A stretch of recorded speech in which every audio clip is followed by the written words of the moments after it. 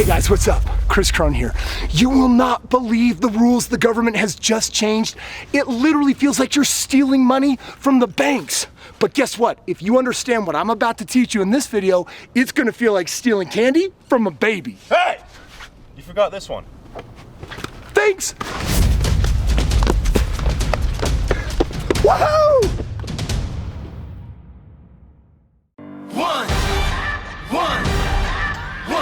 One shot, now the future is yours. Go! I'm turning dreams into reality. Yeah, it's one shot, now the future is yours. Go! So, my friend, let me ask. Is it now legal to steal? I want to steal. Kind of feels like it. Look at what the government has done. They have changed lending in the most major way in response to this pandemic. They have made 3 crazy, insane adjustments. And I'm going to show you exactly what they are. More importantly, this is all about how you get a new loan in 2020. As in, the old way, it's obsolete. What I'm going to teach you right now are the 3 major changes that are going to allow you to cash in. The pandemic may have brought all sorts of bad news. This today is good news. Check it out. The government is changing the entire lending landscape. It's like it's on its head right now. And these 3 big changes, not gonna lie, they're a little bit complicated to understand. I'm gonna break it down super simple for you. I'm gonna help you understand what these 3 principles used to be, just how drastically they're transforming, and how you can use that to make a lot more money. In fact, at the end of this video, I'm actually going to share with you the future of lending. The landscape is changing so rapidly, and you should be taking advantage of it like I am, because I'm going to share with you at the end of this video how I'm spending my next $1 million to make $1 million more. It's all over the headlines. DTI might be going away. DTI, I get it. If you're a little bit new to the lending world, it stands for debt to income ratio. And it's a really important calculation that a bank does to determine how much money they feel comfortable giving you. And there's this huge debate whether it should go away. DTI is in response to the last Great Recession when we had all this fallout and they said, we got to be careful about giving loans. SpongeBob, careful! Careful, SpongeBob! Careful, SpongeBob! Now, if you don't know what debt to income is, it's basically this. All of your monthly debt payments, so it could be my student loans and my car payment, my credit card payments and my house payments or rent, right? And I'm gonna divide them by my total gross monthly income. And if I divide them into each other, it's gonna give me a ratio. This, my friend, is called your debt to income ratio. It more or less tells the bank how much free capital you have at the end of the month after you pay all your bills. And they want to determine whether they're gonna give you a loan on a certain amount of money based on what's free after your other obligations are covered. The Consumer Financial Protection Bureau is a government agency, and they make the rules on what it takes to get a loan. Guess what the most challenging rule is when it comes to qualifying for a loan? Debt to income. Right now, they're proposing that we eliminate the debt to income requirement. Do you understand what this means? Do you understand the words that are coming out of my mouth? If you're subscribed on my channel and you're like, Kris, preach, teach, bro, how do I get out there and get in the game and buy real estate? 2020 is your year to get in the game of real estate, because getting loans could not be easier than if you didn't have to have a debt to income ratio. The government is desperate to move money right now, because when money doesn't change hands in an economy, everything goes stagnant. Right now we have got unemployment high, people are not getting mortgages, real estate is not transacting, people aren't getting new loans, and guess what? Banks and credit card companies are shutting people down. So this is a drastic response that says, whoa, hold the phone. We do have to find a way to lend money and make it move so that we can heal this economy, and that's what this is about. Guess what else the government is changing to make it even easier for you to qualify for a loan? You want more money? Check it out. They're changing the game on credit scores. Now, I know you know what a credit score is, right? All of your financial activities basically factor into a number. Some people that have excellent credit scores might range from 720 to 850. Traditionally, these people have an easier time, maybe even the easiest time getting a loan. Then you've got good credit between 690, 719, fair credit between 630 and 689, and below there, it's considered bad credit. Guess what? You got bad credit, you're not getting a loan. Check out what they're doing. they're looking at coming out with a new type of credit score. Now, one of the most popular credit scores is called a FICO score. And Investopedia says that a FICO score is a type of credit score. And here's what it's really doing.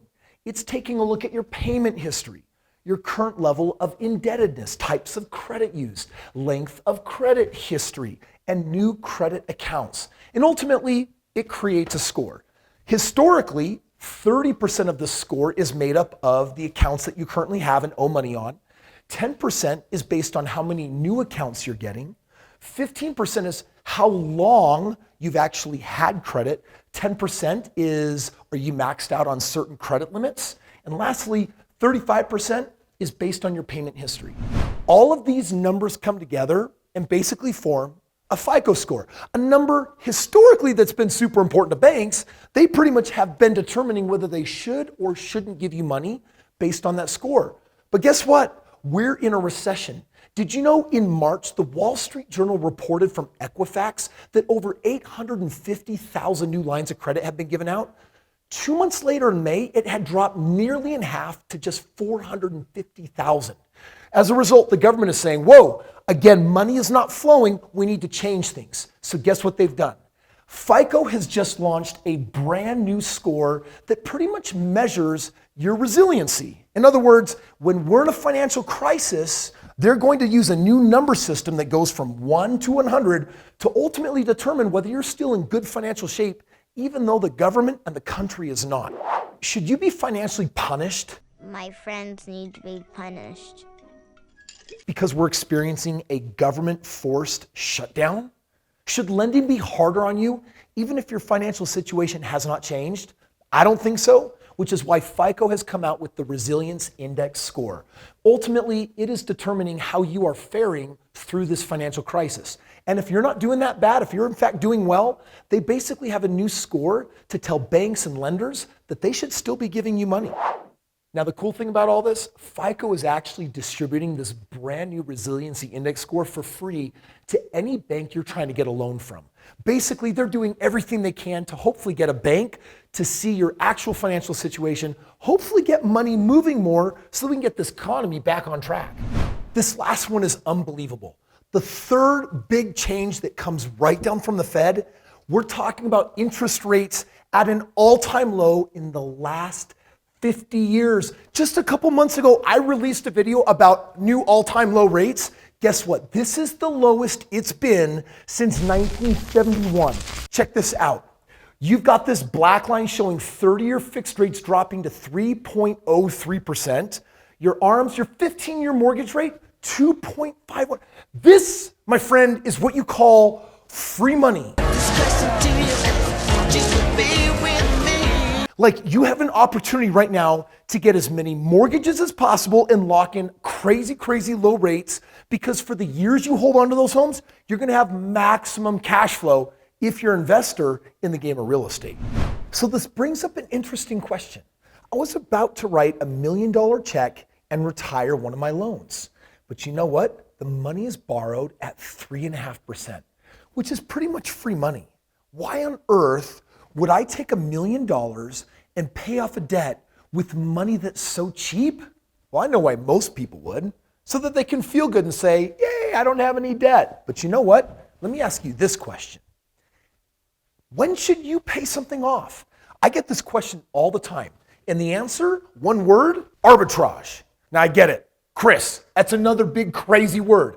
But this word makes me crazy amounts of money, which is why we're going to play a game. Ladies and gentlemen. It's called It's Time to Play Arbitrage. I know, it sounds kind of lame, right? But listen, I need you to understand exactly what this is. Let's play this game. Let's imagine for a moment that you could borrow money at 4%. However, you could lend that money out at 25%. Would you do this deal? Borrow at 4, lend at 25. You tell me, what's the difference? Well, if I have to pay 4% to get the money, but I get 25% back, what's 25 minus 4? It's 21%. If you can feel comfortable with this kind of debt, whether it's $100,000 or $1 million, you're gonna make money on it. So by the way, the more debt you have, the more money you're gonna make in this situation. This is what's referred to as a positive arbitrage. Why? Because at the rate that I'm borrowing, which costs me money, but at the rate that I'm lending it out and making money, I'm making a difference of 21%. So would I do this deal? Yeah. Would I be freaked out about the debt and try to pay it off? Heck no, it's making me way too much money. So you're watching this video and you're like, oh, Kris, this sounds great. I got a credit card. I can borrow money at 18% and I can lend it out at 6%. Would you do this deal? 6 minus 18 is negative 12%. You should do this deal if you're an absolute moron, because you're pretty much just gonna lose money all day long. This is what is called negative arbitrage. Should you do this deal? No. Let's say that you could borrow money at 7% and you could lend it out at 9%. And you're thinking, Kris, I know what you would do. You would do this deal because 9 minus 7, you're still up 2%. But you know what? I wouldn't do that deal because 2%, it's not a very big tangible difference. It's small. In fact, my risk of 7% on the debt is way too high for my reward, which is only 2%. Would I do this deal? No. Now, don't get me wrong. This is a positive arbitrage, but I need a really healthy margin on my positive arbitrage for me to actually borrow money at a low rate and lend it out at a high rate. Now, listen, I am not going to pay off that $1 million of debt. I'm going to do something else with that $1 million. In fact, at the end of the video, I'm going to show you exactly what I'm going to do, and I'm going to tell you the 3 things that I believe you should be doing. But first, what does the future of lending really look like right now? Well, Forbes came out and said lending's going to be changing over the next few years in 5 major ways. Number 1, banks are going to exit the battle for mortgages.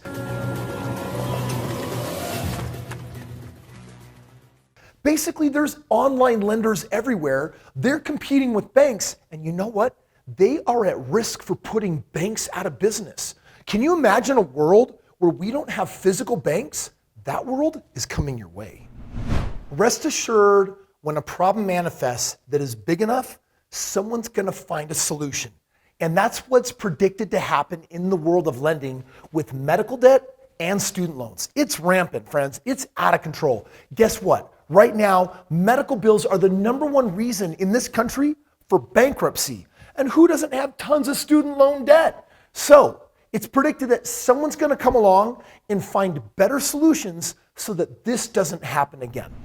Have you ever been so desperate for money that you went to a payday loans to get a really high interest rate short-term loan? Well, I got news for you that are loan sharks, or those of you Guido and the leg breakers who want to take your left leg. They broke both my legs. I spent 3 months of intensive care. You default on a loan and we're going to take your firstborn.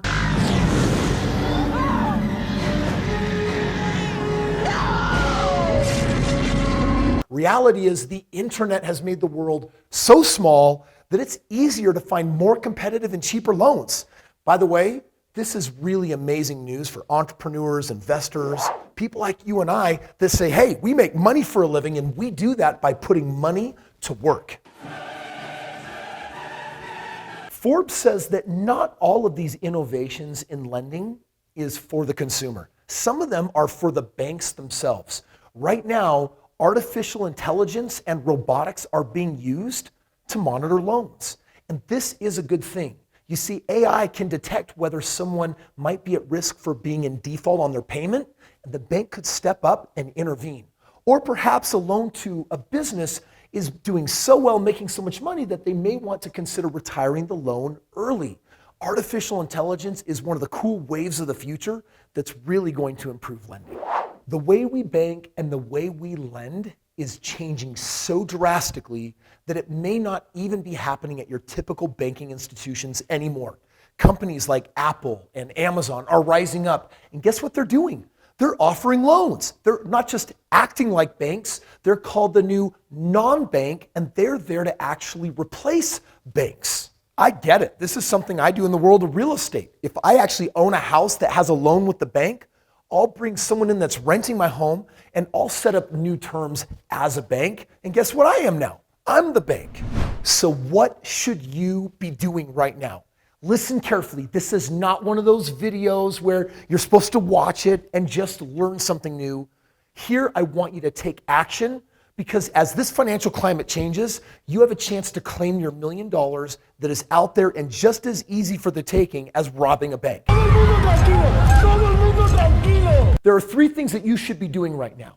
Number 1, you have got to get a financial coach. Because if you can go secure a loan and turn that with positive arbitrage into a lot of money, you better have an expert backing you that can give you the proper advice. Write this down. Number 2, you have got to find an amazing deal. They are everywhere. And if you don't know how to find one right there in your backyard, use my House Finder software. If you click the link below, I'll give you free access for the next several days to actually finding a really good deal right in your backyard.